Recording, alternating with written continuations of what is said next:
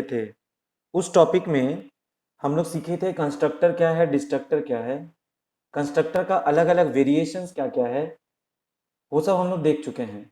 आज हम लोग उसके आगे कंटिन्यू करने जा रहे हैं। ऑब्जेक्ट ओरिएंटेड प्रोग्रामिंग के एक अलग कॉन्सेप्ट के बारे में डिस्कशन करेंगे, जिस टॉपिक का नाम है पॉलीमॉर्फिज्म। ठीक है, तो आज आप ये सीखेंगे कि ये पॉलीमॉर्फिज्म क्या होता है और ये पॉलीमॉर्फिज्म में कोडिंग कैसे करेंगे हम लोग अपने सी प्लस प्लस प्रोग्राम के हेल्प से। वो चीज़ आज हम लोग इसमें आज के क्लास में देखने जा रहे हैं। तो देखिए, सबसे पहले पॉलीमॉर्फिज्म का भी डेफिनेशन एग्जाम में आया है कई बार, और डेफिनेशन इसका आसान सा है, प्लीज़ उसको याद कर लेंगे आप। तो इसका डेफिनेशन से अभी शुरू कर रहे हैं। देखिए, पॉलीमॉर्फिज्म के बारे में आप कैसे पॉइंट याद रखेंगे। सबसे पहले तो इसमें ये बोलना होगा, it is the Greek word. यानी पॉलीमॉर्फिज्म दरअसल में एक ग्रीक वर्ड होता है। ठीक है, यानी जो पॉलीमॉर्फिज्म आप देख रहे हैं वो दरअसल में ग्रीक वर्ड होता है, जो ग्रीस कंट्री से ओरिजिन है इसका। And it consist of 3 different words. यानी कि पॉलीमॉर्फिज्म एक बड़ा सा ग्रीक वर्ड है जो 3 छोटे छोटे वर्ड्स को मिक्स करके बना है, जिसमें पहला वर्ड था पोली, दूसरा वर्ड था मॉर्फ, और तीसरा वर्ड है इज्म। तो क्या लिखा, it is the Greek word that consists of the following 3 words. जो नीचे के दिए गए 3 वर्ड्स को मिला के बना है, जिसमें पहला वर्ड है, देखिए क्या, पोली। फर्स्ट वर्ड इसमें देखिए पोली है, एंड पोली का मतलब क्या होता है वो सुन ले। पोली मीन्स मेनी और मल्टीपल। सेकेंड जो वर्ड है यहाँ पे, वो वर्ड है, देखिए कौन सा, मॉर्फ। पता है जो वर्ड है morph, this morph means to change from one thing या one form to another form, ये मॉर्फ होता है। और तीसरा जो वर्ड है वो है, पता है क्या, इज्म। तो यहाँ पे आप इज्म का मतलब क्या कहेंगे, ism means the process of something. ठीक है, तो ये कहानी है पॉलीमॉर्फिज्म के बारे में। हम आपसे क्या बोले, पॉलीमॉर्फिज्म एक ग्रीक वर्ड है जो 3 अलग अलग टुकड़ों को मिला के बना है, जिसमें फर्स्ट टुकड़े का नाम है पोली, सेकेंड टुकड़े का नाम है मॉर्फ, और तीसरे टुकड़े का नाम है इज्म। तो लास्ट टाइम सुने, ये पॉलीमॉर्फिज्म एक ग्रीक वर्ड है जो 3 अलग अलग कंपोनेंट्स को मिला के बना है। ये पॉलीमॉर्फिज्म, पहला टुकड़ा पोली है, सेकंड टुकड़ा मॉर्फ है, और तीसरा टुकड़ा इज्म है। पोली का मतलब होता है मोर देन वन, यानी कि मेनी, यानी कि मल्टीपल। मॉर्फ का मतलब होता है कोई बिहेवियर, मॉर्फ का मतलब है कोई फंक्शनैलिटी। और यहाँ पर आप क्या देखेंगे कि वो फंक्शनैलिटी चेंज होता हुआ नजर आएगा, यानी आप एक फॉर्म से दूसरे फॉर्म में परिवर्तन होते हुए देख पाएंगे, वो चीज मॉर्फ है। और थर्ड वर्ड जो है वो इज्म है। तो ism is the process of something. तो ये तीनों छोटे छोटे वर्ड्स को मिला के बना है ये बिगर वर्ड पॉलीमॉर्फिज्म। तो आप कह सकते हैं पॉलीमॉर्फिज्म एक प्रोसेस है जिसमें सेम चीज को आप कई बार यूज करते हैं, लेकिन उसका बिहेवियर चेंज करके, उसका वेरिएशंस करके, उसके फंक्शनैलिटी में परिवर्तन करके, इसी ग्रुप को हम लोग नाम देते हैं क्या, पॉलीमॉर्फिज्म। ठीक है, तो पॉलीमॉर्फिज्म का कहानी यही है। तो आप अलग से डिफाइन करके क्या लिखेंगे यहाँ पे, पॉलीमॉर्फिज्म दस polymorphism means the process of using the same thing but but having different different forms या बिहेवियर, उसी प्रोसेस को कहते हैं पॉलीमॉर्फिज्म। तो इसका डेफिनेशन है यही पॉलीमॉर्फिज्म का। तो अगर आपसे कोई पूछे पॉलीमॉर्फिज्म से आप क्या समझते हैं, तो आपको कहना होगा पॉलीमॉर्फिज्म जो है वो ऑब्जेक्ट ओरिएंटेड प्रोग्रामिंग का एक ऐसा कॉन्सेप्ट है जो कि एक ग्रीक वर्ड है, और ये 3 छोटे छोटे वर्ड्स को मिला के बना है, जिसमें पहला वर्ड होता है पोली, जहां पोली का मतलब होता है मेनी और मल्टीपल।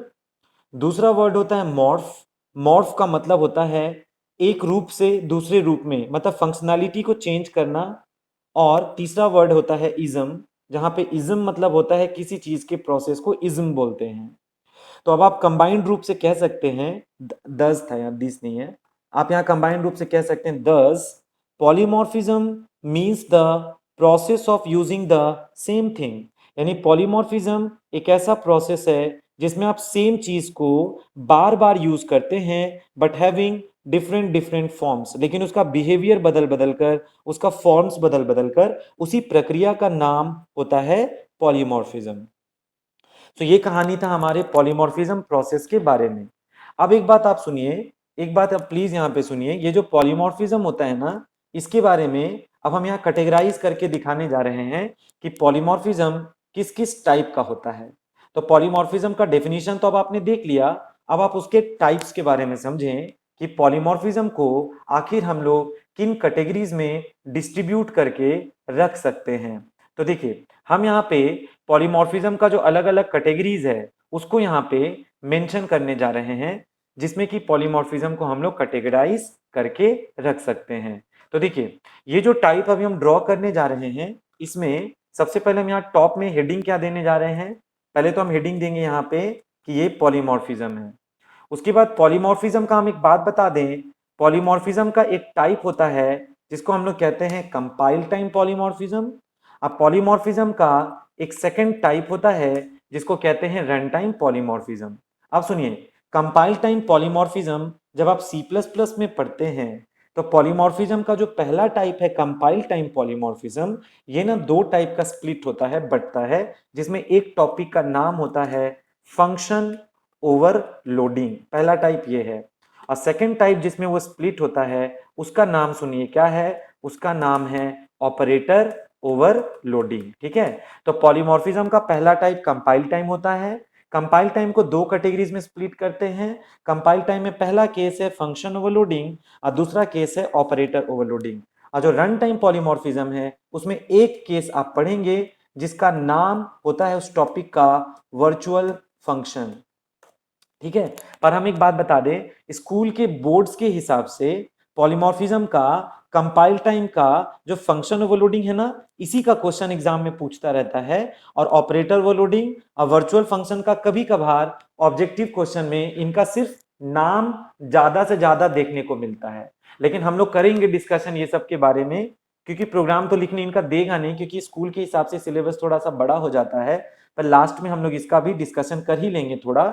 मेन आपको फोकस करना है इस टॉपिक पे जिसका नाम है फंक्शन ओवरलोडिंग।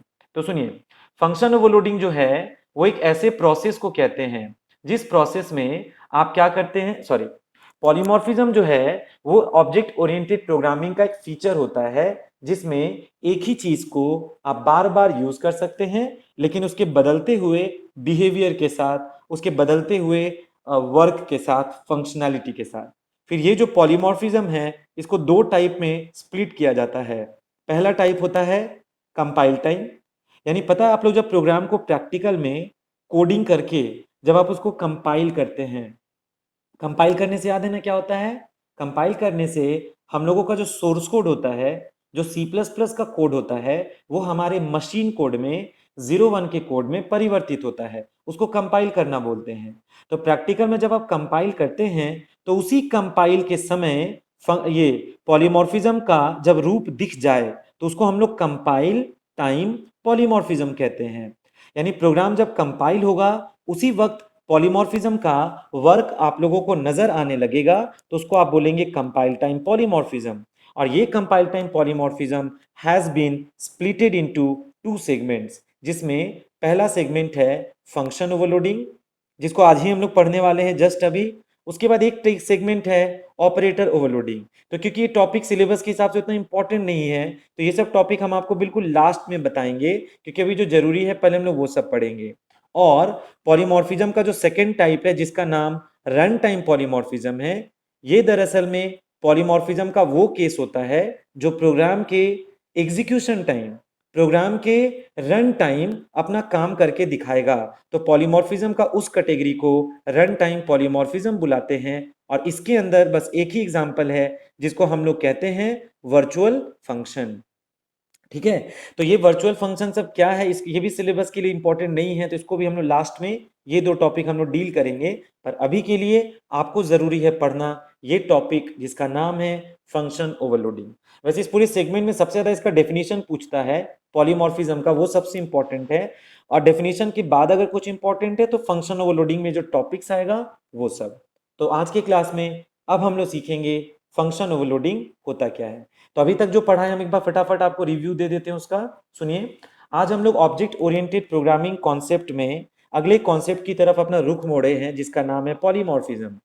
पॉलीमॉर्फिज्म जो है ये एक ऑब्जेक्ट ओरिएंटेड प्रोग्रामिंग यानी कि उप कॉन्सेप्ट है ये भी। और आपका जो पॉलीमॉर्फिज्म है ये दरअसल में एक ग्रीक वर्ड होता है जो तीन छोटे छोटे वर्ड्स को मिला के बना है, जिसमें पहला वर्ड है कौन सा, पोली, सेकेंड वर्ड है कौन सा, मॉर्फ, और थर्ड वर्ड है कौन सा, इज्म। पोली, मॉर्फ और इज्म। पोली का मतलब होता है एक से ज्यादा, मॉर्फ का मतलब होता है कोई बिहेवियर या फंक्शनैलिटी में चेंज होना अगेन एंड अगेन, और इज्म होता है किसी चीज का प्रोसेस। तो तीनों वर्ड मिलके बनता है पॉलीमॉर्फिज्म। अब पॉलीमॉर्फिज्म वो प्रोसेस है जिसमें we will be using the same thing but having different different forms. अच्छा, सेम थिंग मल्टीपल टाइम्स यहाँ छूटा हुआ है। Process of using the same thing multiple times, process of using the same thing multiple times but having different different forms, यानी कि आप एक ही चीज को मल्टीपल टाइम्स यूज करते हैं, क्योंकि यहां पे देख रहे हैं पोली लिखा है। तो एक ही चीज को आप मल्टीपल टाइम्स यूज करते हैं लेकिन आप उसका बिहेवियर बदल बदल कर उसका इस्तेमाल करते हैं, उसी प्रक्रिया का नाम होता है पॉलीमॉर्फिज्म। अब पॉलीमॉर्फिज्म को कैसे क्लासिफाई किया गया, कैसे कैटेगराइज किया गया, देखा आपने। पॉलीमॉर्फिज्म का दो टाइप होता है, एक होता है कंपाइल टाइम, एक होता है रन टाइम। कंपाइल टाइम में अब दो केसेस होते हैं, function overloading and operator overloading. और रन टाइम में एक केस होता है जिसका नाम है वर्चुअल फंक्शन, जिसमें आज की क्लास में we will be discussing about what is the process of function overloading. तो चलिए फंक्शन ओवरलोडिंग की कहानी को अब हम लोग स्टार्ट करते हैं सीखना। तो अब हम यहाँ पे जो नेक्स्ट टॉपिक अब आपको यहाँ पढ़ाने जा रहे हैं, मेरे इस टॉपिक का नाम है फंक्शन ओवरलोडिंग क्या होता है और इसमें प्रोग्राम किस प्रकार हम लोग परफॉर्म करते हैं। चलिए अब हम आपको ये काम करके अब दिखा दे थोड़ा। देखिए, कोई पूछे what do you mean by function overloading, तो फंक्शन ओवरलोडिंग प्रोसेस के बारे में कहानी में सबसे पहले तो आप ये बताएंगे इट इज द, यानी इसके बारे में आप क्या बताएंगे, it is the compile time polymorphism. मतलब सबसे पहले तो ये कंपाइल टाइम पॉलीमॉर्फिज्म है। ये जो फंक्शन ओवरलोडिंग है ये दरअसल में कंपाइल टाइम पॉलीमॉर्फिज्म है। मतलब ये पॉलीमॉर्फिज्म का कौन सा स्टाइल में आता है, ये पॉलीमॉर्फिज्म का कंपाइल टाइम पॉलीमॉर्फिज्म के स्टाइल में ये टॉपिक आता है। पर ये होता क्या है फंक्शन ओवरलोडिंग, सुनिए इसके बारे में हम क्या बताएंगे फंक्शन ओवरलोडिंग के बारे में। It is the process in which it is the process in which the same function name is used multiple times but having different different argument list को पता है ना, पैरामीटर लिस्ट बोलते हैं, and their bodies defined separately, और इसका जो body होता है वो अलग अलग से डिफाइन होता है। तो यहां पे हम क्या बोल रहे हैं, यहां पे हम आपको क्या बोल रहे हैं, फंक्शन ओवरलोडिंग जो होता है, पहली बात तो ये सुन लें फंक्शन ओवरलोडिंग कैसा प्रोसेस है। तो ये पॉलीमॉर्फिज्म का कंपाइल टाइम पॉलीमॉर्फिज्म टाइप वाला प्रोसेस है। अगला चीज क्या है, ये होता क्या है फिर, ये ठीक है ये पॉलीमॉर्फिज्म का एक टाइप है, नो डाउट। देखो ये पॉलीमॉर्फिज्म का कंपाइल टाइम पॉलीमॉर्फिज्म का टाइप है ये टॉपिक, ठीक है, नो डाउट। पर ये होता क्या है ये प्रोसेस बेसिकली, तो क्या बोल रहा है, फंक्शन ओवरलोडिंग जो प्रोसेस है इसमें आप क्या करेंगे, सेम फंक्शन नेम, यानी एक ही फंक्शन का नाम मल्टीपल टाइम्स आप इस्तेमाल करेंगे, but having different different argument list. पर ध्यान रखिए इसमें फंक्शन का नाम तो एक ही आप बार बार यूज करेंगे, लेकिन हर बार उसका आप अलग अलग आर्ग्यूमेंट्स इस्तेमाल करेंगे, यानी उसका जो आर्ग्यूमेंट लिस्ट है उसको आप अगेन एंड अगेन क्या करेंगे, चेंज करेंगे।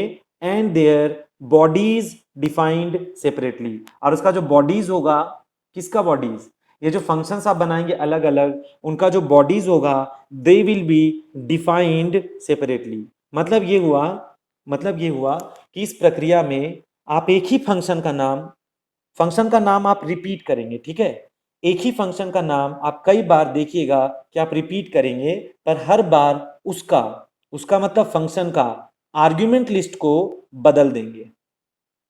फंक्शन का आर्ग्यूमेंट लिस्ट जरूर से जरूर बदलेंगे और उनका बॉडी अलग अलग जरूर बनाएंगे। मतलब फंक्शन का जो बॉडी है that will be defined separately minded. तो this is the process of function overloading. अभी प्रोग्राम देखोगे तो खुद पता चलेगा कितना आसान सा चीज है ये। अब सुनिए फंक्शन ओवरलोडिंग के बारे में। अब हम आपको यहाँ पे क्या बता रहे हैं, इट डिपेंड्स अपॉन, ये पॉइंट याद रखना, फंक्शन ओवरलोडिंग का भी डेफिनेशन आता है एग्जाम में, तो उसके लिए आपको ये सब लिखना होगा। हाँ, फंक्शन ओवरलोडिंग किस चीज पे डिपेंड करता है, तो it depends upon the number of arguments and type of arguments present in the argument list. एक बात सुन लीजिए, फंक्शन ओवरलोडिंग जो होता है, ये जो प्रोसेस है फंक्शन ओवरलोडिंग, पता है ये किस बात पर डिपेंडेंट अपॉन होता है? तो सुनिए, फंक्शन ओवरलोडिंग जो प्रोसेस है ये डिपेंड करता है कितना आर्ग्यूमेंट्स है और किस टाइप का आर्ग्यूमेंट्स है present in the argument list. मतलब ये हुआ कि फंक्शन ओवरलोडिंग इस बात पे डिपेंडेंट होता है कि कितना सारा उसमें आर्ग्यूमेंट्स है और किस टाइप का उसमें आर्ग्यूमेंट्स प्रेजेंट है मेरे आर्ग्यूमेंट लिस्ट में। यानी कि एक ही फंक्शन का नाम तो आप रिपीट करेंगे बार बार, पर हर बार उसका आर्ग्यूमेंट्स को चेंज कर देंगे और आप उसका टाइप ऑफ जो आर्ग्यूमेंट्स है उसको भी चेंज कर देंगे। पर एक बात का ध्यान रखिएगा, फंक्शन ओवरलोडिंग जो है उसके बारे में हम क्या बोल रहे हैं, it does not depend upon the return type of the function. इस बात का ध्यान रखिएगा, फंक्शन ओवरलोडिंग जो है it does not depend upon the return type of the function. यानी फंक्शन ओवरलोडिंग, ध्यान रखें, वो कभी भी डिपेंडेंट नहीं रहेगा कि मेरे फंक्शन का रिटर्न टाइप कैसा है। तो दिमाग में बस आप एक बात सेट कर लें, function overloading compile time polymorphism है। सेकेंड बात, फंक्शन ओवरलोडिंग एक ऐसा प्रक्रिया है जिसमें एक ही फंक्शन का नेम आप कई बार यूज करेंगे लेकिन उसके बदलते हुए आर्ग्यूमेंट लिस्ट के साथ, और उन सारे फंक्शन का जो बॉडी है वो आप डिफाइन करेंगे अलग अलग से सेपरेटली। अगला चीज आप क्या सुन रहे हैं, it depends upon the number of arguments and type of arguments present in the argument list. यानी कि जो फंक्शन ओवरलोडिंग है वो किस बात पे डिपेंड करेगा कि आर्ग्यूमेंट का कितना संख्या है और आर्ग्यूमेंट का कैसा क्वालिटी है। और वो किस बात पे डिपेंडेंट नहीं होगा, वो डिपेंडेंट नहीं होगा कि मेरे फंक्शन का रिटर्न टाइप क्या है, मेरा फंक्शन क्या लौटाता है, फंक्शन ओवरलोडिंग को उससे कोई लेना देना नहीं है, लेकिन फंक्शन ओवरलोडिंग को आर्ग्यूमेंट लिस्ट से लेना देना है। तो इन बातों को ध्यान में रखकर अब जब आप फंक्शन ओवरलोडिंग का एक प्रोग्राम अभी देखेंगे तो ये कहानी आपको तुरंत ही समझ में आ जाएगा। तो ये डेफिनेशंस प्लीज आप अच्छे से याद कर लेंगे, पॉलीमॉर्फिज्म का डेफिनेशन और फंक्शन ओवरलोडिंग का डेफिनेशन, क्योंकि एग्जाम्स में ये पूछा हुआ क्वेश्चन है, कई बार रिपीटेड क्वेश्चन है। तो फंक्शन ओवरलोडिंग तो आप ढंग से समझ गए डेफिनेशन वाइज। अब हम लोग इसका प्रोग्रामिंग सीखेंगे। तो प्रोग्रामिंग हम चलिए इसको सीधे प्रैक्टिकल करके ही दिखा देना चाहते हैं, तो हम इसका सीधे कोडिंग स्टार्ट करेंगे। तो उसके लिए अब हम लोग देखिए अपने डेस्कटॉप पे देखिए टर्बो सी प्लस प्लस का आइकन बना हुआ है, जहां से हम लोग अपने सी प्लस प्लस को लॉन्च करते हैं। तो जैसे हम इस टर्बो सी प्लस प्लस के आइकन पे क्लिक किए तो ये विंडो पॉपअप किया और इसमें देखिए एक ऑप्शन लिखा हुआ, एक बटन है start Turbo C plus plus. So we will click on that particular button. देखिए जैसे उस बटन पे हम क्लिक करेंगे तो आप देखेंगे कि आपका जो सी प्लस प्लस का कंपाइलर है वो लॉन्च हो जाता है और आपकी स्क्रीन पर एक ब्लू ब्लू सा स्क्रीन नजर आने लगेगा जो हमारा एडिटर है। देखिए अब आपको यहाँ पे फाइल में जाकर कहाँ पे क्लिक करना है, न्यू फाइल पे क्लिक करना है। तो आप देखेंगे कि एक ब्लैंक डॉक्यूमेंट यहाँ पे खुल गया। अगर आपके फाइल न्यू करने से ब्लैंक डॉक्यूमेंट इन केस नहीं खुलता है तो फाइल में और कई बार न्यू करिए तो ये डॉक्यूमेंट खुलने लगेगा। और अगर आपको ये स्क्रीन का साइज अगर छोटा लग रहा है तो देखिए नीचे में अभी भी स्क्रीन फैलाने को बचा है, तो यहाँ पे देखिए कॉर्नर में एक एरो की बटन होगा, उसको जाकर आप क्लिक कर दीजिए। तो जैसे उस एरो बटन पे आप क्लिक करेंगे तो आप देखेंगे ये विंडो पूरा एक्सपैंड हो जाएगा। तो चलिए हम उस पर क्लिक करके दिखाते हैं। हम इस पे जाके जैसे उस एरो पे क्लिक किए तो देखिए हमारा स्क्रीन पूरा फुल हो गया, एक्सपैंड हो गया। देखिए मेरा प्रोग्राम का फाइल अब तक सेव नहीं है, तो इसमें नो नेम डॉट सीपीपी दिखा रहा है, because you have not saved your file yet. तो फाइल सेव है नहीं, कोई बात नहीं, कोड कर लेंगे फिर सेव करेंगे।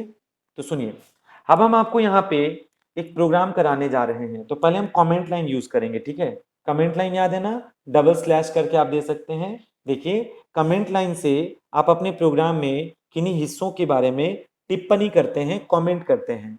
और इस कमेंट लाइन का लॉजिक में कोई काम नहीं है। इस कमेंट लाइन का जो काम है वो बस पढ़ने के समय, कोडिंग को पढ़ने के समय किसी हिस्से के बारे में कुछ कहानी एक्सप्लेन करने के लिए होता है। कमेंट लाइन का लॉजिक में कोई काम नहीं है, इससे लॉजिक में कोई फर्क नहीं पड़ने वाला। ये बस कमेंट करके किसी हिस्से के बारे में कुछ चीजों को एक्सप्लेन करता है कि अगर कोई प्रोग्रामर आपका कोड पढ़ेगा तो कमेंट लाइन देखकर उसको बीच बीच में हिंट मिलता रहेगा कि इस हिस्से से क्या होने वाला है। तो हम कमेंट लाइन यूज करके देखिए क्या लिखने जा रहे हैं।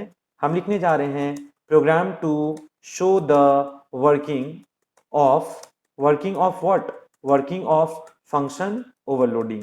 यानी कि सुनिए, मेरा क्वेश्चन है जिसको हम कमेंट लाइन देकर लिख रहे हैं, program to show the working of function overloading. यानी आज आपको प्रोग्राम लिखना है। यहां पे बोला जा रहा है आज आपको एक प्रोग्राम लिखना है जो फंक्शन ओवरलोडिंग का वर्किंग को शो करेगा। वेरी वेरी इजी क्वेश्चन, फिर से सुनिए। आज आपको प्रोग्राम लिखना है जो क्या करेगा, show the working of, working कैसे होता है उसको शो करना है, दिखाना है। किस चीज का वर्किंग को दिखाना है, फंक्शन ओवरलोडिंग किस प्रकार काम करेगा, तो फंक्शन ओवरलोडिंग के वर्किंग को शो करके दिखाना है। उसके लिए आज आप यहाँ पर एक प्रोग्राम को लिखिए। तो चलिए देखिए हम लोग यहाँ पे क्या करने वाले हैं। देखिए सबसे पहले हम यहाँ पे कोडिंग में header file hash include iostream.h देने वाले हैं। Then after next header file hash include हम यहाँ पे conio.h देने वाले हैं। देखो क्योंकि हमको एकदम सिंपल सा टॉपिक प्रूफ करना है फंक्शन ओवरलोडिंग क्या होता है, तो देखिए इसके लिए हमको बहुत तामझाम लगाने का जरूरत बिल्कुल नहीं है। हम डायरेक्ट क्या किए, इंटीजर टाइप का चलिए एक फंक्शन बना देते हैं सम। ध्यान से देखिए, हम एक फंक्शन बना, देखिए हम कोई क्लास ऑब्जेक्ट नहीं लगा रहे हैं, हमको खाली फंक्शन ओवरलोडिंग प्रूफ करना है। तो हम यहाँ पे कोई क्लास ऑब्जेक्ट नहीं ले रहे हैं आज के क्लास में, हम सीधे सीधे फंक्शन बनाने चले गए हैं, फंक्शन बना रहे हैं हम। देखिए तो हम जो पहला फंक्शन बनाए उस फंक्शन का नाम है सम, और हम इसके आर्ग्यूमेंट में कुछ भी नहीं दे रहे हैं, और इस फंक्शन में घुस के हमको कुछ करने का मन ही नहीं है, तो हम इसमें रिटर्न 0 कर दे रहे हैं। अब जरा गौर से देखिए कितना आसान सा, कितना सिंपल सा छोटा सा हम एक फंक्शन बनाए।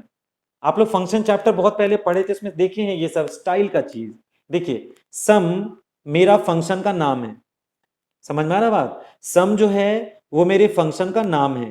ध्यान से देखिए सम नाम के फंक्शन के आर्ग्यूमेंट में कुछ भी नहीं है, सम मेरे फंक्शन का नाम है और आर्ग्यूमेंट उसका मिसिंग है।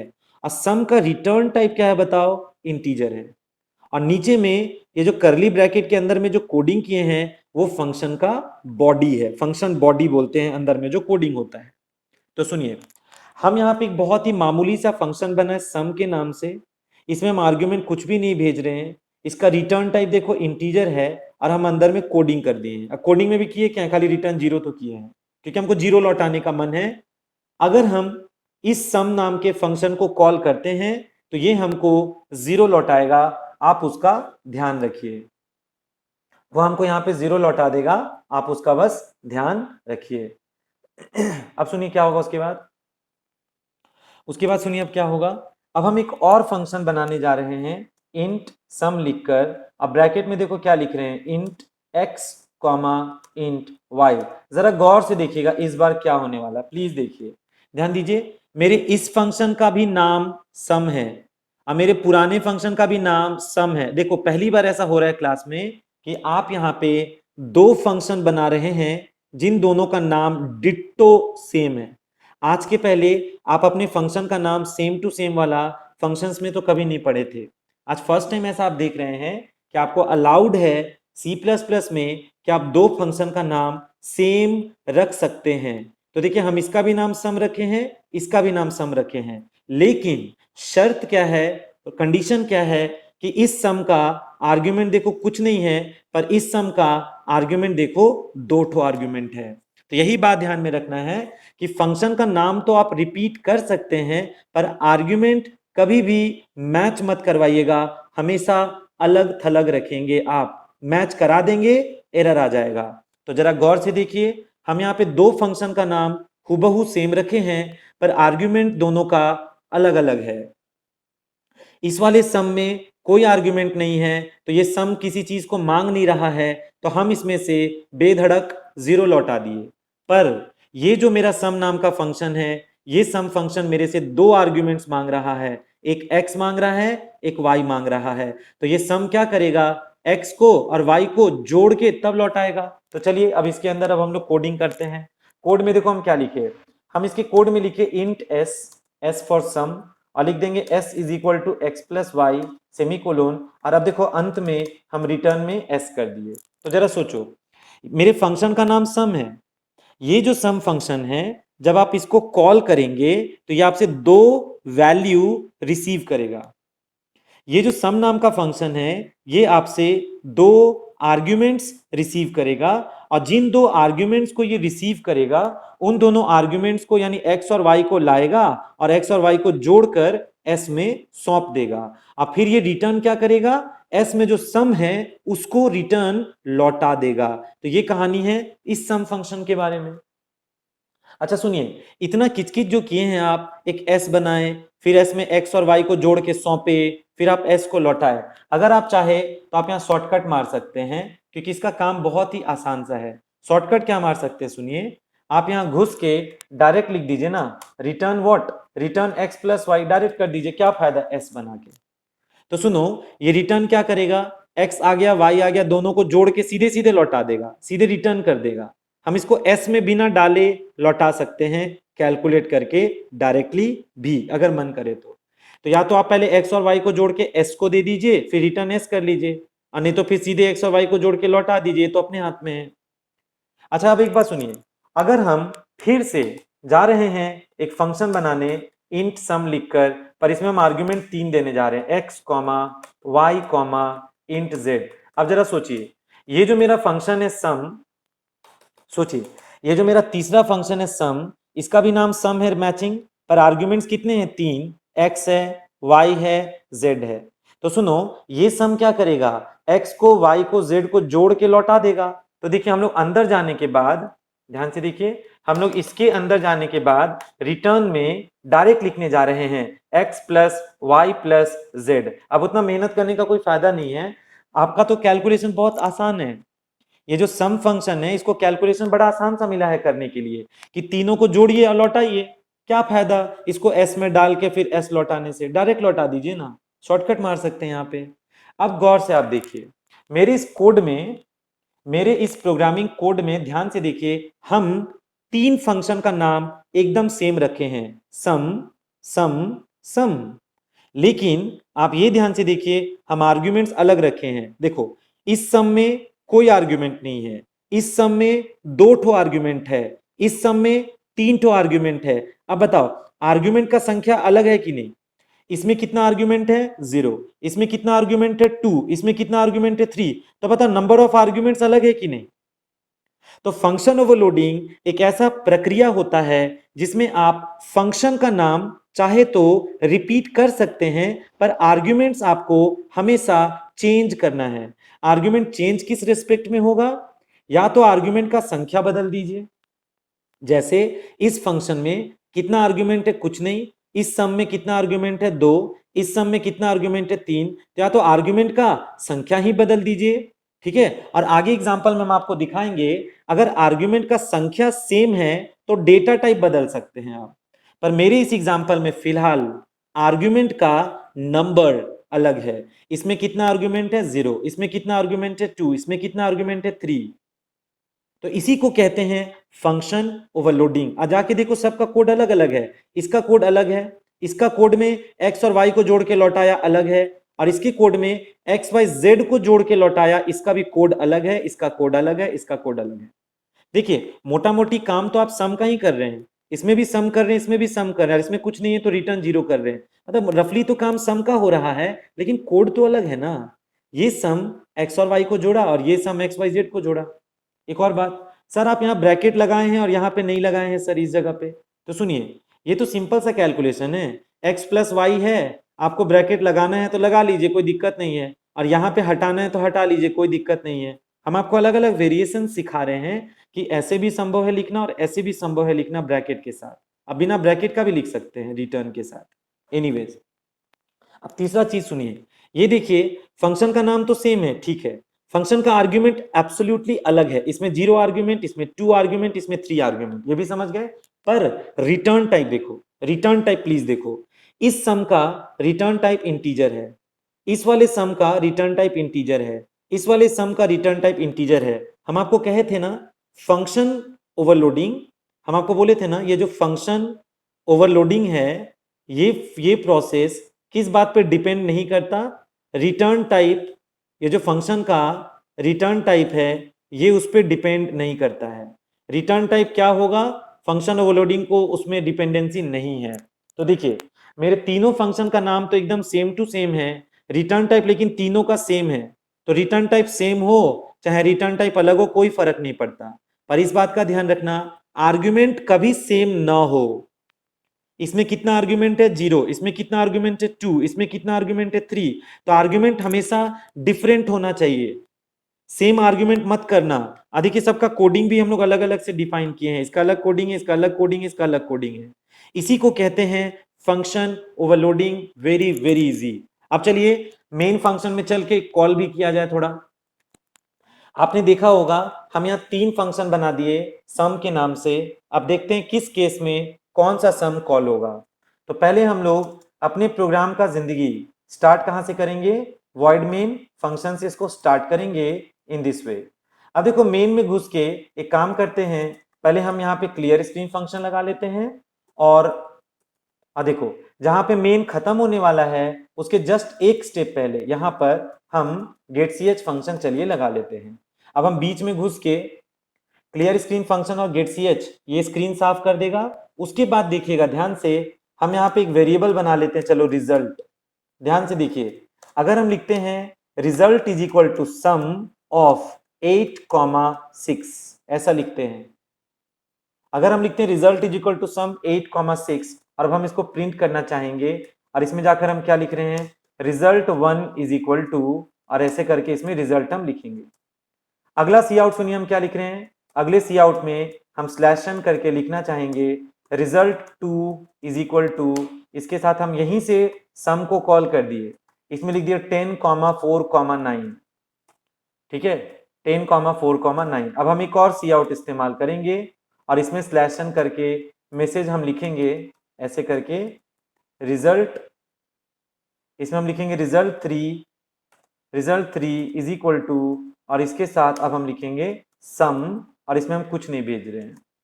अब जरा गौर से देखिए, ये जो मेन फंक्शन का कोड है बड़ा छोटा सा इतना सा कोड है, और इस सम नाम के फंक्शन में, सॉरी इस मेन नाम के फंक्शन में आप जरा गौर से देखिए, यहाँ पे क्लियर स्क्रीन तो हो गया नो डाउट, उसके बाद आप एक घर बनाए रिजल्ट, फिर आप जब लिखेंगे ना रिजल्ट इज इक्वल टू सम, पता है जब आप सम नाम के फंक्शन को कॉल करने का सोचिएगा, देखिए जब आप सम नाम के फंक्शन को कॉल करने का सोचिएगा तो कौन सा सम कॉल होगा, तो जिसमें 2 आर्ग्यूमेंट है। तो पता है जब आप लिखेंगे रिजल्ट, हम ये बोल रहे थे कि जब हम लोग मेन फंक्शन के भीतर आ जाएंगे, यहां पर आ जाएंगे जब मेन के अंदर, तो मेन फंक्शन में आते के साथ ये जो हमारा मेन फंक्शन है, आप इसमें आते के साथ देखिए पहले तो क्लियर स्क्रीन फंक्शन इस्तेमाल हो गया, ठीक है, तो अगर हमारा ये मॉनिटर है तो क्लियर स्क्रीन फंक्शन इस मॉनिटर को बिल्कुल नीट एंड क्लीन कर दिया। अगला लाइन पढ़िए, मेन में आपने क्या लिखा, इंट रिजल्ट, तो मेन के अंदर एक रिजल्ट नाम का घर बना दिया आप, यहां तक ठीक है। उसके बाद सुनिए क्या हुआ, पता है जब आप लिखेंगे, ध्यान से देखिए, जब आप लिखेंगे रिजल्ट इज इक्वल टू सम, तो सुनिए रिजल्ट इज इक्वल टू सम लिख के आप ब्रैकेट लगाए हैं, यानी कि आप यहां पे सम नाम के फंक्शन को कॉल करना चाहते हैं। पता है, जब आप लिखेंगे रिजल्ट इज इक्वल टू सम, यानी कि आप यहां पे सम नाम के फंक्शन को कॉल करना चाहते हैं, तो वो वाला सम कॉल होगा जिसमें दो आर्ग्यूमेंट्स सेंड किए जा रहे हैं। तो आप जाइए सम नाम के फंक्शन में जिसमें दो आर्ग्यूमेंट आपने भेजने का सोच रखा है। तो प्लीज आप सम फंक्शन में जंप करके जाइए, पर ध्यान रखिएगा जाना आपको उस वाले सम में है जिसमें दो आर्ग्यूमेंट का जिक्र किया हुआ है। यानी कि अब हम लोग चलिए यहां से कंट्रोल को लेकर ऊपर चलते हैं। तो बताइए आप किस सम में आ गए, आप इस सम में आ गए। तो बताओ पहला वैल्यू तो आप 8 भेजे हैं, तो x को कितना मिला 8, अब y भेजे हैं उसको मिला 6। तो जब आप सम नाम के फंक्शन में प्रवेश करेंगे तो पता ये रिटर्न स्टेटमेंट क्या लौटा देगा, x प्लस वाई। तो क्योंकि मेरे x में 8 आया है और क्योंकि मेरे y में 6 आया है, ठीक है, आपने लिखा था ना अभी अभी, आपने अभी भी लिखा था ना result is equal to sum 8,6। तो क्या होगा, मेन फंक्शन से ये सम कॉल हो गया, 8 किसको मिल गया x को, 6 किसको मिल गया y को। तो जब आप सम फंक्शन के भीतर प्रवेश करेंगे तो भीतर प्रवेश करने के बाद क्या हो गया, यहाँ पे एक लिखा है रिटर्न, तो this return will return x plus y value.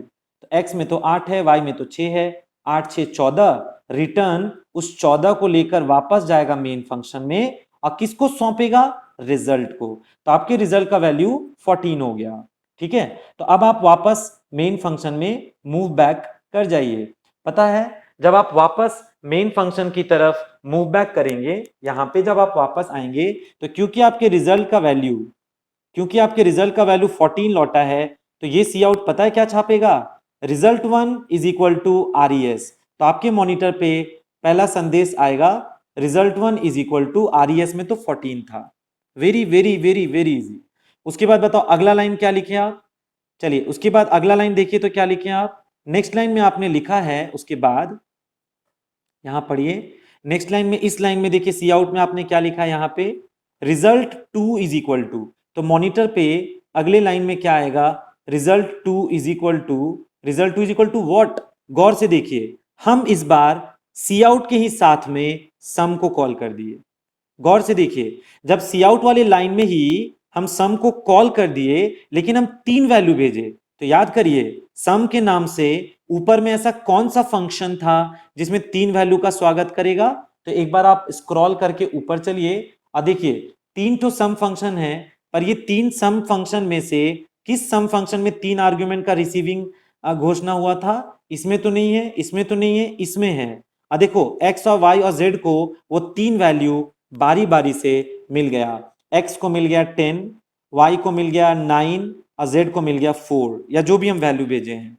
तो पता ये रिटर्न क्या लौटा देगा, x plus y plus z. तो रिटर्न जिस वैल्यू को लौटाएगा जोड़कर, वो वैल्यू यहां से लौटकर मेन फंक्शन में जाएगा और मेन फंक्शन में जाकर वो क्योंकि सी आउट के साथ आपने लिखा है तो वो वहां पे छपने भी लगेगा।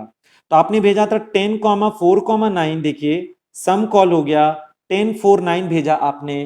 तो ऊपर में जब ये सम नाम का फंक्शन कॉल हुआ तो x को मिला होगा 10, y को मिला होगा 4 और z को मिला होगा 9। तो रिटर्न कितना लौटाया, 10 4 14, 14 9 23।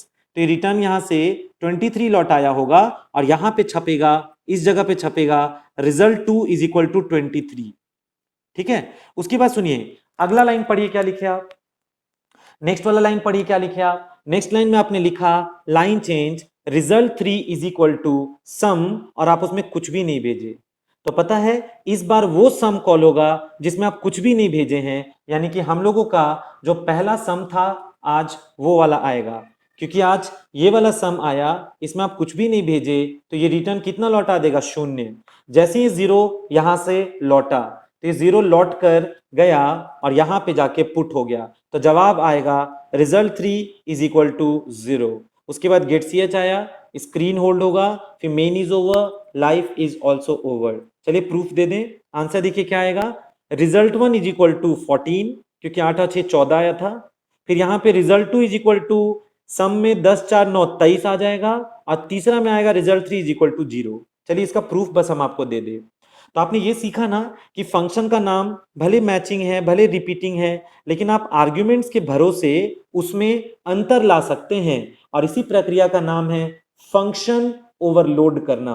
यानी फंक्शन को, एक ही फंक्शन के नाम को ड्यूटीज एक्स्ट्रा एक्स्ट्रा देना, इसीलिए उसका नाम है ओवरलोड करना फंक्शन को।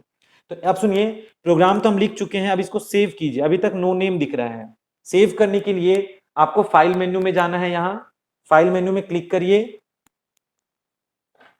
यहां पे जब आप फाइल मेन्यू में क्लिक करेंगे तो फाइल में जाके अब आपको सेव पे क्लिक करना है, because you have to save the file. Save पे जब हम क्लिक करेंगे तो मेरा फाइल यहाँ पर सेव होने के लिए डायलॉग बॉक्स ओपन करेगा। फिर जिस नाम से फाइल सेव करना है वो नाम आप यहाँ देंगे। तो क्योंकि ये ओवरलोडिंग का प्रोग्राम है, हम इसका नाम देंगे ओवरलोडिंग। अब ओवरलोडिंग में से आपको याद है ना, 8 ही अक्षर ले पाएगा, तो देखते हैं 1 2 3 4 5 6 7 8, ओवरलोड तक ही सेव होगा, ING नहीं आएगा। आप एंटर मारिए, देखिए यहाँ पर देखिए ओवरलोड नाम से खाली मेरा फाइल सेव होने जा रहा है। देख रहे हैं आप, overload.cpp के नाम से मेरा फाइल बस सेव हुआ। तो 8 अक्षर का ही नाम लेता है, बड़ा नाम तो लेगा नहीं, तो अंदाज से दे दीजिएगा कुछ नाम। तो overload.cpp के नाम से मेरा फाइल सेव हो गया। चलो, पहला काम था प्रोग्राम लिखना, वो तो आपने लिख लिया। सेकेंड काम था प्रोग्राम को सेव करना, वो तो आपने कर लिया। अब तीसरा काम है कंपाइल करना। तो कंपाइल करने के लिए आपको याद है ना कहाँ पे जाना है? कंपाइल करने के लिए या तो नीचे में एक ऑप्शन है Alt F9, उस पे जाना है, या फिर ऊपर में कंपाइल मेन्यू में जाना है इस जगह पे, या शॉर्टकट की प्रेस करना है Alt F9। तो आपको जो ठीक लगे वो प्रोसेस यूज करके प्रोग्राम को आप कंपाइल करेंगे। देखिए सक्सेस हो गया, यानी मेरे प्रोग्राम में सारा कहानी ठीक ठाक चल रहा है अब तक। अब हम लोग क्या करेंगे? प्रोग्राम को एग्जीक्यूट करेंगे। प्रोग्राम को रन करने के लिए रन करेंगे, उसके लिए रन मेन्यू में जाके आपको रन पे क्लिक करना होगा। पता है, जैसे हम रन पे यहाँ पे क्लिक किए तो सबसे पहले जवाब आ गया, देख लीजिए आप, रिजल्ट 1 इज इक्वल टू 14, हम आपको जैसा बोले थे। सेकंड में देखिए क्या जवाब आ गया, रिजल्ट 2 इज इक्वल टू 23। और थर्ड में देखिए क्या जवाब आ गया, रिजल्ट 3 इज इक्वल टू 0। देखिए सब कुछ निर्भर ये करेगा कि सम नाम का फंक्शन तो तीनों था, पर आर्ग्यूमेंट्स में आपने क्या भेजा है, सब कुछ तो उसी बात पर निर्भर कर रहा है। और यही प्रोसेस है function overloading.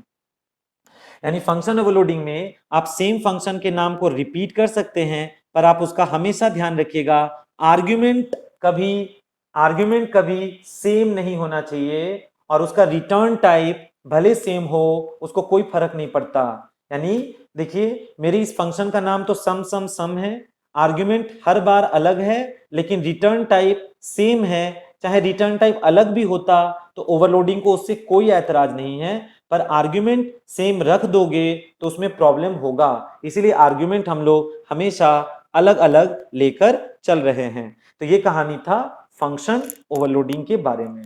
Very very easy, हम आपको पहले ही बोले थे, ठीक है। लेकिन सुनिए, आप अभी जो प्रोग्राम यहाँ पढ़े, इसमें कहीं पे भी क्लासेज ऑब्जेक्ट्स तो नहीं दिख रहा है? आपने जो प्रोग्राम अभी अभी देखा, इसमें कहीं पे क्लास ऑब्जेक्ट ये सब तो नहीं दिख रहा है। सिंपल फंक्शन फंक्शन फंक्शन दिख रहा है, और आप क्या कर रहे हैं? फंक्शन का ही ओवरलोडिंग करके दिखा रहे हैं, क्लास तो यहाँ दिख नहीं रहा है। तो कैसे आप यहाँ पे फंक्शन ओवरलोडिंग क्लास के साथ करके दिखाएंगे, अब हम लोग उसका यहाँ पे डिस्कशन करने जा रहे हैं। तो देखिए, अब हम लोग एक न्यू फाइल को स्टार्ट करेंगे। यहाँ पे न्यू फाइल को स्टार्ट किए, स्क्रीन साइज छोटा हो रहा है तो वहां पे जाके एरो बटन पे क्लिक कर दीजिए, तो फिर से उसका साइज एक्सपैंड हो जाएगा। और अब आप कोडिंग करें। देखिए इस बार हम आपको, देखिए फंक्शन ओवरलोडिंग से ही रिलेटेड है ये। अब जो प्रोग्राम हम आपको पढ़ा रहे हैं ये भी फंक्शन ओवरलोडिंग से ही रिलेटेड है, लेकिन अब हम क्वेश्चन में क्या लिखेंगे? We have to show the working of, एक second, work to show the working of member function overloading, ये है मेरा क्वेश्चन इस बार। मतलब समझ में आया? आपको इस बार क्या करना है, क्लास के अंदर में जो फंक्शन होता है ना, क्लास के अंदर में जो फंक्शन होता है उसको मेंबर फंक्शन कहते हैं। तो मेरा क्वेश्चन है, आज आप मेंबर फंक्शन का ओवरलोडिंग को करके दिखाइए। हम आपको अभी ओवरलोडिंग करके दिखाए थे ना, पर वो खुला फंक्शन का था, क्लास के मेंबर फंक्शन का नहीं था। अब क्वेश्चन है, क्लास के भीतर में जो मेंबर फंक्शन है आपको उसका ओवरलोडिंग करके दिखाना है। So this is the question, और इसका आंसर भी बहुत ही आसान सा आप देखने वाले हैं, क्योंकि ओवरलोडिंग कितना इजी प्रोसेस है वो आप देख चुके हैं। लेकिन अब आपको ये प्रोसेस मेंबर फंक्शन के साथ लगाना है, सिर्फ ये चीज नया है और ये करना इजी होता है। तो चलिए पहले हम यहाँ पर आंसर लिखने समय header file hash include iostream.h लगा दिए। उसके बाद हम दूसरा हेडर फाइल, एक सेकेंड, उसके बाद हम दूसरा header file hash include conio.h हम यहाँ पे लगा दिए। ठीक है, अब देखो हम यहाँ पे एक और हेडर फाइल चलिए ले लेते हैं, हैश इंक्लूड, हम यहाँ पे एक string.h ले लेते हैं, क्योंकि याद है ना हम लोग string.h लेके स्ट्रिंग कॉपी पेस्ट करते हैं, उसके लिए चलिए हम ये ले ही लेते हैं आज। अब ध्यान से देखिए, हम यहाँ एक क्लास बनाएंगे, क्लास हम हर दिन की तरह स्टूडेंट बनाएंगे ताकि आपको ज्यादा दिमाग पे जोर ना देना पड़े, तो रोज पढ़ते हैं इसीलिए। क्लास के अंदर हम यहाँ पे प्राइवेट सेक्शन बनाएंगे। तो ध्यान से देखिए, मेरे क्लास का नाम स्टूडेंट है, स्टूडेंट क्लास में घुस के हम उसके प्राइवेट सेक्शन में जा रहे हैं और उसमें जाकर हम एक रोल ले लेते हैं चलिए, और एक हम कैर नेम ले लेते हैं चलिए, बस दो ही रख रहे हैं, ज्यादा किचकिच नहीं कर रहे हैं, मार्क्स वार्क्स छोड़िए, दो पे ही सीखिए। अब सुनिए, यहाँ पे हम लोग अब पब्लिक सेक्शन बनाने जा रहे हैं। ध्यान से देखिए, पब्लिक सेक्शन में हम एक इनपुट फंक्शन बनाएंगे विथ नो आर्ग्यूमेंट। मेरा बात समझिए, पब्लिक सेक्शन में हम यहाँ एक इनपुट फंक्शन बना रहे हैं, तो ये इनपुट फंक्शन बताओ क्लास का मेंबर है ना, ये इनपुट फंक्शन बताओ क्लास का मेंबर है ना, तो ये इनपुट तो मेंबर फंक्शन है, ये इनपुट तो मेरे क्लास का मेंबर फंक्शन है। ठीक है, सुनो, ये इनपुट फंक्शन का आर्ग्यूमेंट अभी खाली है। ठीक है, अब गौर से देखिए, हम एक और इनपुट फंक्शन बनाने जा रहे हैं। देखिए, हम एक और इनपुट फंक्शन बनाने जा रहे हैं, लेकिन हम इसमें आर्ग्यूमेंट जाके इस तरीके से भर दिए, ये देखिए। अब जरा सोचिए, मेरे दोनों मेंबर फंक्शन का नाम गौर से देखिएगा, ये इनपुट दोनों क्लास के अंदर लिखा है, तो क्लास के अंदर लिखा है तो ये तो मेंबर फंक्शन है। तो आप समझिए ये बात कि ये दोनों मेंबर फंक्शन क्लास का मेंबर फंक्शन है और दोनों का नाम हूबहू सेम है, लेकिन दोनों का आर्ग्यूमेंट बिल्कुल अलग है। इसमें कितना आर्ग्यूमेंट है? कुछ भी नहीं। इसमें कितना आर्ग्यूमेंट है? दो। आया बात समझ में? इसमें कुछ भी आर्ग्यूमेंट नहीं है, इसमें दो आर्ग्यूमेंट है। ठीक है, अब सुनिए, देखिए दोनों का रिटर्न टाइप सेम है, तो हम आपको बोले हैं ना, फंक्शन ओवरलोडिंग इस बात पे डिपेंड करता है कि फंक्शन का नाम रिपीट हो और आर्ग्यूमेंट्स उसका अलग रहे, और रिटर्न टाइप दोनों का कैसा भी है इसको उसमें कोई दिलचस्पी नहीं है, पर आर्ग्यूमेंट कभी भी सेम मत रखिएगा। फंक्शन का नाम सेम रखना होगा, आर्ग्यूमेंट कभी सेम नहीं रखना है, और रिटर्न टाइप कुछ भी रखो, सेम रखो अलग रखो, उसको फर्क नहीं पड़ता है, ये प्रॉपर्टी भूलिएगा मत। तो यही प्रोसेस हो गया मेंबर फंक्शन का ओवरलोडिंग। तो ये हो गया हमारा मेंबर फंक्शन ओवरलोडिंग, इसको अब हम लोग मेंबर फंक्शन ओवरलोडिंग बुलाएंगे। अब देखो, हम इसमें एक और फंक्शन जा रहे हैं बनाने, वॉइड आउटपुट, इसको ड्यूटी देंगे तुम रिकॉर्ड छाप लेना बस। कितना आसान है सोचिए। अब देखिए, मेन तो आपको बस यही चीज सीखना था, ये वाला, इसमें से भी पहला वाला पढ़ा है, खाली सेकंड नया है। और सुनिए, एट ए टाइम जब दो इनपुट का नाम रिपीट हो गया, आर्ग्यूमेंट बदल गया, दोनों का कोडिंग भी अलग अलग करने वाले हैं अब तो आप, तो इसी को नाम देंगे member function overloading. Very very easy. अब हम लोग इसको कैसे डिफाइन करेंगे बाहर चलकर, चलिए अब हम आपको वो दिखाते हैं, सिखाते हैं। सुनिए, सबसे पहले ये इनपुट एक मेंबर फंक्शन है, ये बाहर कैसे डिफाइन होगा? रूल याद है? मेंबर फंक्शन को बाहर डिफाइन करने का रूल याद है? पहले तो आपको रिटर्न टाइप लिखना होगा, तो रिटर्न टाइप में क्या लिखेंगे? वॉइड, क्योंकि इसका रिटर्न टाइप देखिए वॉइड है। सेकंड में ये इनपुट का क्लास नेम क्या है? स्टूडेंट, तो सेकंड में आप यहाँ स्टूडेंट लिखेंगे। उसके बाद आप यहाँ स्कोप रेजोल्यूशन लगाएंगे, एंड देन आफ्टर आप यहाँ फंक्शन का नाम देंगे इनपुट, और आप उसकी कोडिंग करेंगे। तो ये हो गया इनपुट का कोडिंग। ठीक है, तो इस इनपुट में ध्यान से देखिएगा, इस इनपुट में क्योंकि आप आर्ग्यूमेंट लाए ही नहीं है, इस इनपुट फंक्शन में आप कोई भी वैल्यू लाए नहीं है, आर्ग्यूमेंट नहीं लाए हैं, तो ये इनपुट कैसे इनपुट करेगा? तो चलिए यूजर से मांग लेते हैं। क्या मांग लेते हैं? डिटेल्स, ये सब तो पढ़ा हुआ है। Enter the roll and name, हम लोग जाके यूजर से रोल और नेम मांगेंगे। पढ़ेंगे कैसे? सीन से। सीन जो है रोल डाल देगा और यहां पर नेम डाल देगा, दैट्स इट, बन गया मेरा इनपुट फंक्शन। कितना आसान है ये भी। तो देखो, मेरा ये पहला वाला इनपुट फंक्शन यहां पे जाके डिफाइन हो गया। अब हम जा रहे हैं ये वाले इनपुट फंक्शन को यहां डिफाइन करने। तो बोलिए कैसे डिफाइन होगा? पहले रिटर्न टाइप लिखोगे वॉइड, फिर बताओ इनपुट के क्लास नेम का क्या नाम है, स्टूडेंट। देन आफ्टर आप स्कोप रेजोल्यूशन लगाएंगे, देन आफ्टर आप इनपुट फंक्शन का नाम लिखेंगे। पर इस बार इस इनपुट में दो आर्ग्यूमेंट है। तो पहला आर्ग्यूमेंट इंट आर है और सेकेंड आर्ग्यूमेंट है कैर एन माइंड इट। अब जरा सोचिए, प्लीज सोचिएगा, यहाँ पे ये दोनों फंक्शन का नाम एकदम सेम है पर आर्ग्यूमेंट अलग है। अब बॉडी भी अलग अलग लिखेंगे, यही होगा मेंबर फंक्शन का ओवरलोडिंग। बहुत आसान। तो सुनो, इस इनपुट में क्या करेंगे, सुनिए, रोल में आर डाल देंगे, क्योंकि सोचिए ना, जब आप इस इनपुट में आ रहे हैं तो आप आर लेकर आएंगे और एक नाम, एक स्ट्रिंग लेकर आएंगे। तो आर को रोल में डाल दो ना, इसमें सी आउट सी इन अब थोड़ी करेंगे, क्योंकि इंतजाम तो कर क्या पाए हैं। तो क्या होगा, रोल में आर को कॉपी कर देंगे और नाम के लिए क्या लिखेंगे, strcpy नेम कॉमा एन। आपको याद है ना, नेम तो स्ट्रिंग है, स्ट्रिंग को इक्वल टू करके आप नहीं कॉपी कर पाते हैं, इसीलिए आप यहां पे इस तरीके से वैल्यू दे रहे हैं। Very easy. तो एक इन दोनों इनपुट का बॉडी में फर्क देखो, सुनो, इन दोनों फंक्शन का नाम है इनपुट, लेकिन इसका आर्गुमेंट कुछ नहीं है, तो इसके बॉडी में क्या हो गया, यूजर से रोल और नेम मांगेगा, सीन से डाल देंगे। और इस वाले इनपुट को गौर से देखिए, इसमें दो आर्ग्यूमेंट का आप जुगाड़ करके आ रहे हैं। तो आर को आप रोल में देंगे और एन को आप नेम में कॉपी कर देंगे। इस तरीके से दोनों इनपुट यहां पर डिफाइन हो गया है। अब हम लोग क्या करेंगे, अगला फंक्शन आउटपुट का बनाएंगे। तो हम लिखेंगे वॉइड, यहां पर लिखेंगे student, then scope resolution, then output function. तो आउटपुट बेचारे को ड्यूटी रोज जो देते हैं वही देंगे आज भी।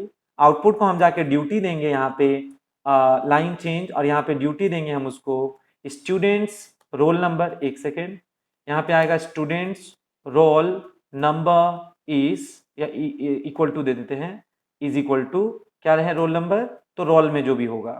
फिर अब हम लोग यहाँ पे ये निशान दिए और टैब लगा के अब हम लिखेंगे नेम इज इक्वल टू, और यहाँ पे अब हम लिख देंगे नेम। ये तो हम लोग रोज आउटपुट पढ़ते हैं, वही है, सेम है ये। अब देखिए, देखिए प्लीज ध्यान से देखिए, मेरे क्लास का निर्माण हो गया। देखिए मेरे क्लास का निर्माण हो गया। क्या है मेरे क्लास का नाम, स्टूडेंट। उसमें प्राइवेट सेक्शन में रोल और नेम है, और पब्लिक सेक्शन में इनपुट फंक्शन है और एक आउटपुट फंक्शन है। तो ये इनपुट में कोई आर्ग्यूमेंट नहीं है, ये इनपुट में दो आर्ग्यूमेंट है और एक तो आउटपुट है। अब इन सबको बाहर कैसे डिफाइन करते हैं, तो ये तीनों फंक्शन मेरे क्लास के आउटसाइड जाकर डिफाइन हो रहा है बारी बारी से। तो सबसे पहले नंबर है किसका, पहला इनपुट का। तो सुनिए, ये जो इनपुट है इसको हम लोग बाहर ऐसे डिफाइन किए, पहले रिटर्न टाइप लिखे, फिर क्लास नेम लिखे, फिर स्कोप रेजोल्यूशन, फिर इनपुट फंक्शन। आर्ग्यूमेंट नहीं है तो इसमें वैल्यू को कीबोर्ड से मांग लिए। उसके बाद अब हम लोग सेकेंड वाले इनपुट को यहां जाकर डिफाइन किए। इसका रिटर्न टाइप है वॉइड, क्लास नेम इसका भी कौन है, student, then scope resolution, function का नाम इनपुट, इसमें जो आर्ग्यूमेंट्स है वो लिखे, और जो आर्ग्यूमेंट में वैल्यू लाइएगा उसी को रोल और नेम में आप कॉपी कर दीजिए। और लास्ट कौन सा फंक्शन आप डिफाइन किए, आउटपुट को। तो आउटपुट का रिटर्न टाइप वॉइड है, क्लास नेम स्टूडेंट है, फंक्शन का नाम आउटपुट है, इसमें मैसेज छापने का कोशिश आप कर रहे हैं। देखिए इतना सारा तामझाम तो लगा लिए, लेकिन प्रोग्राम का जिंदगी अल्टीमेटली चालू तो वॉइड मेन फंक्शन से ही होगा। तो ये हो गया शुरू हमारा मेन फंक्शन, ये उसका अंत है। अब ध्यान से सुनो, मेन फंक्शन में घुस के हम सबसे पहले क्लियर स्क्रीन फंक्शन लगा देना चाहेंगे। अब मेन खत्म होने से जस्ट एक स्टेप पहले, देखो मेन यहां खत्म हो रहा है, इसके एक स्टेप पहले हम यहां पर गेट सी एच फंक्शन को डाल देंगे। इतना तो हमको करना है। अब जो करना है बीच में जाके चलिए हम काम कर लेते। सुनिए, हम सबसे पहले स्टूडेंट का एक ऑब्जेक्ट बना लिए एक्स। ये बात आप समझते हैं, ध्यान दीजिए। स्टूडेंट क्लास का एक्स के नाम से आप देखिए हम एक ऑब्जेक्ट बना लिए। ये तो हम लोग लास्ट के 3-4 क्लास से पढ़ ही रहे हैं ऑब्जेक्ट बनाने का प्रोसेस। तो सुनो, स्टूडेंट क्लास का जब एक्स नाम से ऑब्जेक्ट बना तब हमको क्या करना है, अब उसको डिटेल भरना है। तो हम एक्स डॉट, देखिएगा ध्यान से, हम एक्स डॉट इनपुट लिख के, अगर इसमें इनपुट में रोल नंबर 12 और नाम में हम इसमें मोहित भेज दिए, तो जानते हैं क्या होगा, जानते हैं क्या होगा, ध्यान दीजिएगा। ऊपर में आपके क्लास में कितना तो इनपुट फंक्शन है, यानी आज आप कितना इनपुट फंक्शन बनाए हैं, ऊपर जाकर देखिए आप यहां पर 2 इनपुट फंक्शन बनाए हैं। तो जब आप लिखेंगे x डॉट इनपुट, तो x डॉट इनपुट में अगर आप कुछ नहीं भेजेंगे तो ये चुनाएगा। देख रहे हैं आप, x ने इनपुट को कॉल किया तो इनपुट फंक्शन तो 2 है, तो अगर आप इनपुट को कॉल करेंगे तो अब सब कुछ निर्भर करेगा कि आर्ग्यूमेंट में आप क्या दे रहे हैं, क्योंकि ओवरलोडिंग आर्ग्यूमेंट पे ही डिपेंडेंट होता है। तो आर्ग्यूमेंट में अगर आप कुछ नहीं देते हैं तो ये कुछ नहीं वाला कॉल होगा, और अगर आर्ग्यूमेंट में आप रोल नंबर और नेम देते हैं तो ये सेकेंड वाला इनपुट कॉल होगा। Very easy. तो आप बताइए, आपने मेन में ऐसे लिखा हुआ था, आपने लिखा था x डॉट इनपुट और लिखे थे आप 12 कॉमा इन्वर्टेड कॉमा के अंदर आप मोहित लिखे हैं, ऐसे लिखे हैं। तो जानते हैं आज क्या हो जाएगा, x ने किसको कॉल किया, जाकर देखिए x ने किसको कॉल किया, x ने इनपुट को कॉल किया। तो अगर x, सोचिए इनपुट को कॉल करेगा x, अगर तो इनपुट को कॉल करने के समय आप उसमें क्या भेजे हैं, इनपुट को कॉल करने के समय आप उसमें दो आर्ग्यूमेंट भेजे हैं। तो ये वाला इनपुट चुनाएगा, वो नहीं चुनाएगा। ये तब चुनाता जब आप कुछ नहीं भेजते, ये तब चुनाएगा जब आप उसमें पहला इंटीजर और दूसरा स्ट्रिंग भेजेंगे, तो ये वाला चुनाएगा हम लोगों की स्थिति में। तो सुनिए क्या हो गया, एक बार हम आपको फिर नीचे ले चलते हैं। देखिए स्टूडेंट एक्स करोगे तो एक्स के नाम से ऑब्जेक्ट बनेगा, उसमें दो टुकड़ा कटा आज, एक रोल के लिए और एक नेम के लिए, क्योंकि हम दो ही चीज बनाए हैं ना इसीलिए। फिर सुनिए, जब आप लिखेंगे x डॉट इनपुट 12 कॉमा मोहित, तो आज x के लिए वो इनपुट कॉल होगा जिसमें दो आर्ग्यूमेंट रिसीव वो कर रहा है, पहला आर्ग्यूमेंट रोल नंबर के लिए, दूसरा वाला नेम के लिए। तो प्लीज आप ऊपर के इनपुट में एक बार घूम के आ जाइए। जब हम ऊपर के इनपुट फंक्शन में गए, जब हम इस इनपुट में गए तो ये इनपुट ऑफ कोर्स नहीं आएगा, ये वाला ये तो नहीं आएगा, ये आएगा। तो जब आप इस वाले इनपुट में गए तो r को मिल गया 12 और कैर n को मिल गया मोहित। सुनिए r किस में चला गया, रोल में। तो इनपुट को x ने कॉल किया है तो x के रोल में r यानी कि 12 आ गया, और इनपुट फंक्शन को x ने कॉल किया है तो x के नाम में n को कॉपी कर लीजिए, और n में याद है मोहित आया है, तो x के नाम में मोहित कॉपी हो गया।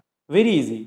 अब आप जाइए और उन रिकॉर्ड्स को प्रिंट करके दिखाइए कि x में डिटेल हमारा पहुंच गया है। कौन कौन सा डिटेल पहुंच गया है, 12 और मोहित। चलिए उसके लिए अब आप वापस मेन फंक्शन में चलिए। अब मेन में ऐसा कौन सा ऑप्शन था जिससे आप रिकॉर्ड को प्रिंट कर सकते थे, तो उसके लिए आप लिखेंगे x डॉट आउटपुट फंक्शन। तो x डॉट आउटपुट करोगे तो इसी x के लिए आउटपुट कॉल होगा, और जब आउटपुट कॉल हो जाएगा x के लिए तो जानते हैं क्या जवाब आएगा मॉनिटर पे, students roll number is roll. तो students roll number is equal to roll में तो 12 बता देगा और नाम में मोहित बता देगा। वेरी इजी, इतना तो आसान सा चीज था। लेकिन सुनिए, अगर हम इसी कोड में जानबूझ के अब नीचे जाके अगर लिखते हैं x डॉट, अब हम फिर इनपुट लिख देते हैं, मान लीजिए पता, अगर हम फिर से लिख देते हैं x डॉट इनपुट, तो इस बार पता है क्या होगा, इसी x ने इनपुट को कॉल किया फिर, पर इस बार इनपुट में देखो हम कुछ नहीं भेज रहे हैं। तो जब हम x डॉट इनपुट करेंगे फिर कुछ नहीं भेजेंगे, तो इस बार समझ लीजिएगा वो वाला इनपुट कॉल होगा जिसमें कोई आर्ग्यूमेंट नहीं है। तो आप जाइए ऊपर और उस इनपुट में जाइए जिसमें कोई आर्ग्यूमेंट नहीं है, यानी कि हम लोग इस इनपुट में आएंगे जिसमें कोई आर्ग्यूमेंट नहीं है। तो जब कोई आर्ग्यूमेंट नहीं वाला इनपुट में आप जाएंगे तो ये सी आउट मेरे से क्या पूछने लगेगा, enter the roll and name.